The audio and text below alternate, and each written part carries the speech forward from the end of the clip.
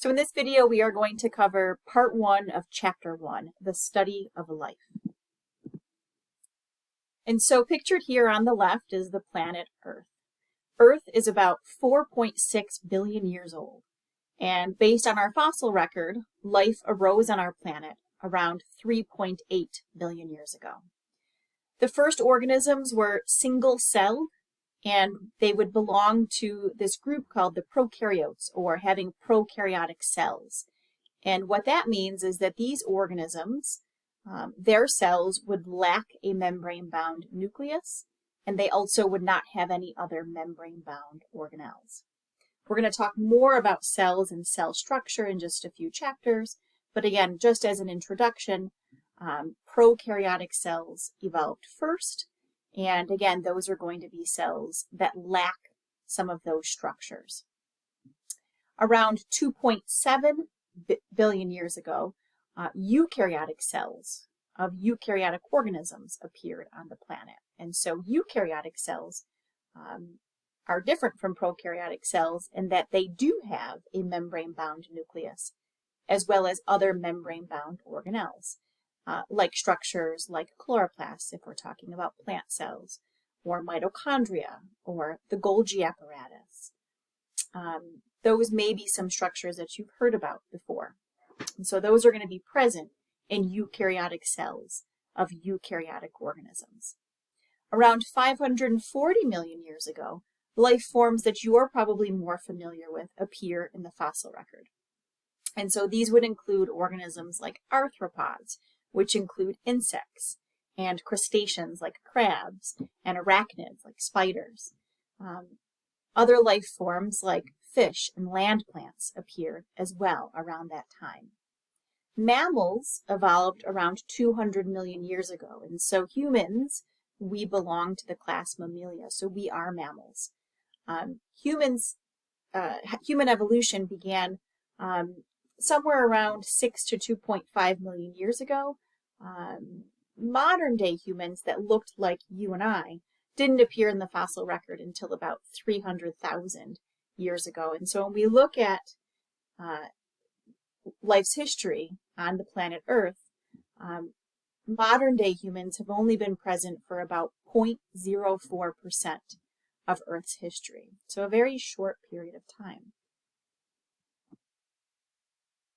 And so our course is titled Biology. And so what is biology? Biology is the scientific study of living things. Biologists study living organisms. We study their interactions with each other living organisms, and we also study their interaction with the non-living environment. And biologists can study at all different levels. We can study at the submicroscopic cellular level. We can study at the organismal level. We can study at the population level. We can study at the level of the biosphere. And so different scientists study at different levels. We will talk about that a little bit later in the chapter as well. We'll come back to that. Biologists are scientists who, again, seek to understand all of the fundamental principles and mechanisms that govern life. And biology is extremely important. Biologists make important contributions to the advancement in various fields like medicine, and agriculture, biotechnology, and conservation ecology. Biology plays a role in our everyday lives. And so in this picture here, I just showed you some examples of living organisms. And so let me take my pointer. In this first picture here, this is showing some tissue that happens to be infected with bacteria. And so you can see these little rod-shaped red structures. Those are bacterial cells. And so these bacteria would be examples of prokaryotic single-celled organisms. And then we also have a koala bear here, which you're probably more familiar with.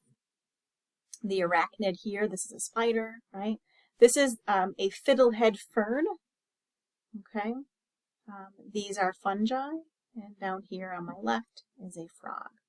All examples of living organisms that biologists would study.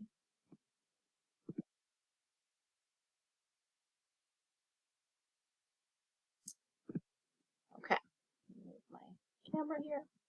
And so that brings me to the definition of science. Okay, so biology is specifically the study of living organisms, and biology is a type of science. And so what is science? Science is knowledge that's acquired and tested through rigorous means by using the scientific method, which we will get into a little bit later in the chapter, and we'll be using the scientific method, especially in lab.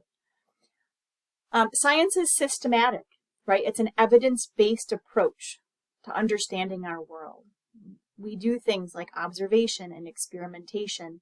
We gather data. We formulate testable explanations, which we're going to call hypotheses. It's a process of inquiry.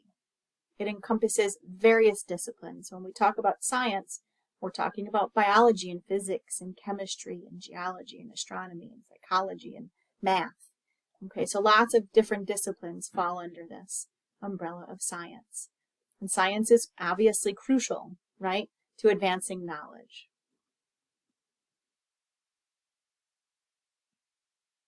And so that brings me to, I want to just categorize some sciences for you. Biology falls under the umbrella of natural sciences. And so the natural sciences, these are going to be sciences that are specifically going to study the natural world. Okay. These types of scientists are going to, again, use observation and experimentation. This is going to be evidence-based learning and reporting about our natural world. And so what falls under this umbrella of natural sciences? The physical sciences, earth science, and the life sciences. And so biology is a life science. Okay, some other examples of life sciences include botany and zoology. Earth science includes sciences like geology, and the physical sciences are sciences like chemistry and physics. And so all of these, again, fall under the umbrella of natural sciences. They are all interconnected. Their studies overlap. Okay, and you've probably heard of STEM before: science, technology, engineering, and math. And so natural sciences fit under that umbrella with some other disciplines as well. And again, STEM is interconnected, right? So biologists don't study biology in a vacuum. We depend on information from other types of science. And you'll see that in here. We're going to spend 2 chapters talking about chemistry, and you might say, I thought this was biology. Yes, but biology and chemistry are related and they overlap, and it's necessary to have an understanding of one to be able to grasp the concepts of the other. Okay, so that brings us here. There are 2 types, or 2 approaches, I should say, used in scientific reasoning. And so we have descriptive or discovery-based scientific reasoning, and then we have hypothesis-driven scientific reasoning. And I'll just be honest with you from now that sometimes these overlap as well. So descriptive or discovery-based science, okay? This is going to be scientific reasoning where we're observing and we're describing phenomena for the sake of describing them, okay? We are not really looking for the why. It's more exploratory research. Okay, we're looking for a baseline. It can lead to hypothesis-driven inquiry, but it doesn't need to. Okay, scientists doing descriptive or discovery-based science will still observe and go through data collection. A lot of times the data collected in this type of science is qualitative. And then they will do analysis. So qualitative is, I want to say descriptive again. It's, drawings and writing about it, maybe less numbers. You still get data, but it just looks a little bit different. Whereas in hypothesis-driven science, this is more, experimental. It employs the scientific method. We're testing a hypothesis. Okay, we're trying to understand the why. We make predictions, we gather evidence, we collect data, and the data here is usually quantitative, so again, numbers. So an example of descriptive discovery-based science would be an ecologist documenting biodiversity of a particular ecosystem, right? So that ecologist is just out there to document. the biodiversity, the different types of organisms found in that particular region. Where hypothesis-driven, an example here would be a scientist that's looking at a new drug, and they are going to record their findings by testing the effectiveness of this new drug in treating a specific disease. And so they're going to be taking measurements and recording that data. So just a little bit different.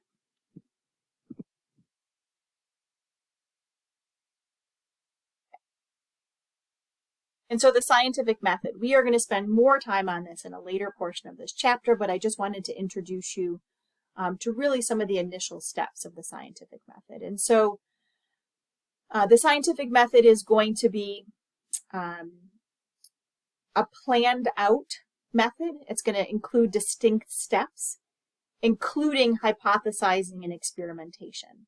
And so I want to just introduce you to this concept of a hypothesis. And so what this is it's a tentative explanation based on some evidence, based on some observation. So it's a tentative explanation or answer to a specific question that's being asked by the researcher. It's a prediction. It needs to be testable. It needs to be either, as we test it, supported or refuted through data and evidence. Okay? And again, it's based on prior knowledge and or observations. Okay? A hypothesis is going to be, really you're going to form two. You're going to form what's called the null hypothesis and then the alternative to the null hypothesis. And that's what you're testing. So let me just give you a brief definition of what a null hypothesis is. This is going to be a statement that assumes that nothing's going to happen. There's going to be no significant relationship or difference between variables in a population.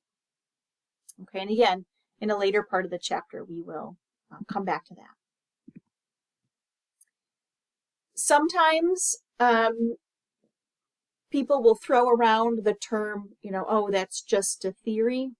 And I want you to be very careful with that, right? So a hypothesis is a prediction, right? But a theory is not. So a theory, we say, is the highest level of a hypothesis. This is going to be something that's been tested rigorously and confirmed through hypothesis driven science. It's based on a wealth of knowledge. There's a lot of support for a theory. It's a comprehensive explanation supported by extensive evidence. It's broad. Okay, it's withstood rigorous testing and scrutiny by researchers, widely accepted in the scientific community. So some examples of theories are things like the cell theory and the theory of evolution. So if you ever hear someone say, well, that's just a theory, they're not using that word appropriately. Okay, that brings us to scientific reasoning. Okay, and so when we talk about scientific reasoning, there's two types of reasoning that scientists will use. There is inductive reasoning and there is deductive reasoning. And so let's start with inductive. So with inductive reasoning, this is going to be logical thinking that uses related observations to arrive at a general conclusion. Okay, so what I like to say is for inductive reasoning, we go from specific individual observations or specific evidence, and then we go to a general broad conclusion or principle. So here's an example. So we've got two observations that are going to lead us to use inductive reasoning and form a generalization. So observation 1 says rats given drug X have lower blood pressure than control rats. And then we have a second observation. It says dogs and cats given this same drug, drug X, also have lower blood pressure than the control dogs and cats. And so a generalization here based on these two observations would be drug X lowers blood pressure in all mammals. Okay, so we had 3 specific examples of mammals that this drug worked in, and then we made this broad generalization that this drug is going to work in all mammals. Okay, and if you're not familiar with the term control, we're going to get to that a little bit later in the chapter in another part. The second type of reasoning here is deductive reasoning, and it's going in the opposite direction. And so, again, this is thinking where we're going to use general, broad principles or laws to form specific predictions. Okay, so again, we're going from general to specific. We call this hypothesis-based reasoning. It's going to generate a hypothesis. So here's an example. So if drug X is a safe and effective treatment for high blood pressure in mammals, so there's that big broad statement, then if I give humans 10 milligrams per day of this drug, I will see a decrease in individuals who have high blood pressure. So I went from very broad, the drug works in all mammals, to very specific, the drug is going to work in the human population. Okay, so again, two types of reasoning, inductive and deductive. And our last slide here, let me just move my camera. I just wanted to provide you with some more examples. And we'll get lots more examples in lecture. So some more examples of inductive. So again, going from specific to general. Every time I eat peanuts, my throat becomes itchy and I start sneezing. So this has happened on multiple times. I've got all these specific individual events. I eat peanuts, my throat gets itchy. So I'm going to now generalize. Therefore, I conclude that I'm allergic to peanuts. So I did inductive reasoning. I went from specific instances, specific evidence, and I went to a broad general conclusion here. Here's another one. A student notices that every time they study for a test, they perform well and they get good grades. So there's been multiple occasions where this student has observed this. They conclude that studying always leads to good grades. Okay, over on the right here, let me look at this table. Here's one more example of inductive reasoning. Again, I'm going from specific to general. I got three observations here. So members of a species are not all the same.